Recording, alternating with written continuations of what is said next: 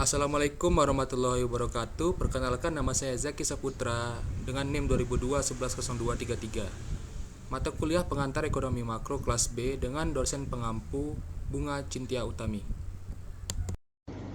Jadi yang pertama itu menghitung pendapatan nasional dengan pendekatan pendapatan. Menurut metode ini, pendapatan nasional adalah penjumlahan dari semua pendapatan yang diterima pemilik faktor produksi di suatu negara dalam satu tahun.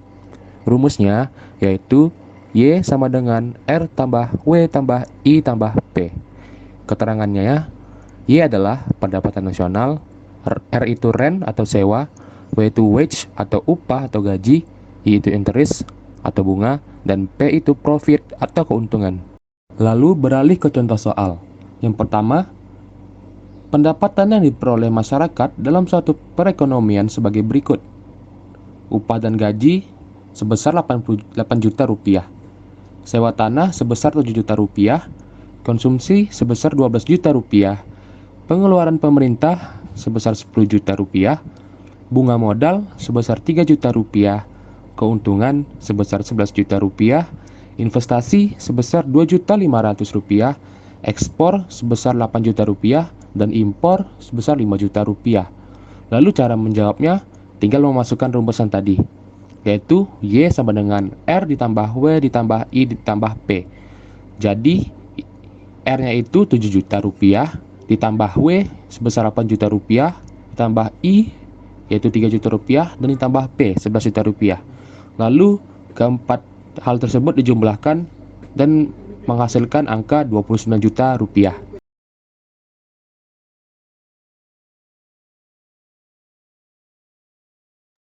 Selanjutnya, menghitung pendapatan nasional dengan pendekatan pengeluaran.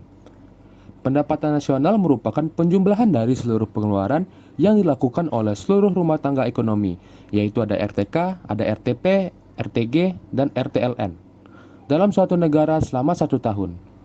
Rumusnya adalah Y sama dengan C ditambah I ditambah G ditambah X dikurang M, yaitu keterangannya Y adalah pendapatan nasional, C adalah konsumsi, I adalah investasi, G adalah pemerintah, X adalah ekspor, dan M adalah impor.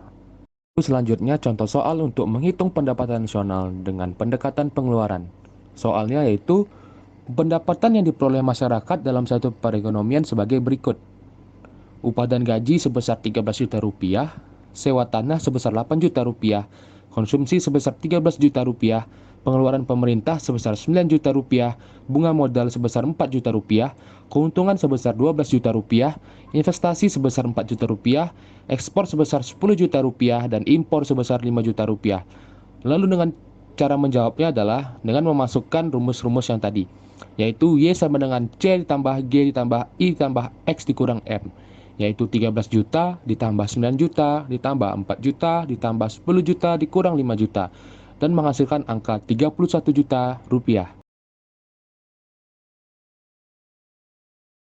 Lalu selanjutnya yaitu menghitung pendapatan nasional dengan metode produksi. Dengan pendekatan ini, pendapatan nasional dihitung dengan cara menjumlahkan nilai tambah atau value add dari seluruh sektor produksi selama satu periode tertentu, biasanya dalam satu tahun. Rumusnya yaitu Y sama dengan P1 dikali Q1 ditambah P2 dikali Q2 ditambah PN dikali QN. Keterangannya, Y sama dengan pendapatan nasional, P1 sama dengan harga barang ke-1, Q1 jenis barang ke-1 atau jumlah barang ke-1, PN harga barang ke-N, QN jenis barang ke-N atau jumlah barang ke-N. Lalu contoh soal menghitung pendapatan nasional dengan metode produksi sebagai berikut. Diketahui data harga barang dan jumlah yang diproduksi pada negara XY pada tahun 2018 sebagai berikut. Pertama, nama barangnya hoodie dengan harga barangnya Rp600.000 dengan jumlah barang 40. Lalu kedua ada nama barangnya jaket dengan harga barang Rp500.000 dan jumlah barangnya 30. Lalu ada nama barangnya sweater dengan harga barang Rp400.000 dengan jumlah barang 20 unit. Berapa besar pendapatan nasional berdasarkan pendekatan produksi? Lalu dengan cara menjawabnya yaitu dengan memasukkan rumus yang tadi sudah saya jelaskan. Yang pertama itu Y sama dengan P1 dikali Q1 ditambah P2 dikali Q2 ditambah P3 dikali Q3, yaitu P1-nya 600 dikali Q1-nya 40, lalu P2-nya 500 dikali Q2-nya 30, ditambah P3-nya 400 dikali Q3-nya 20.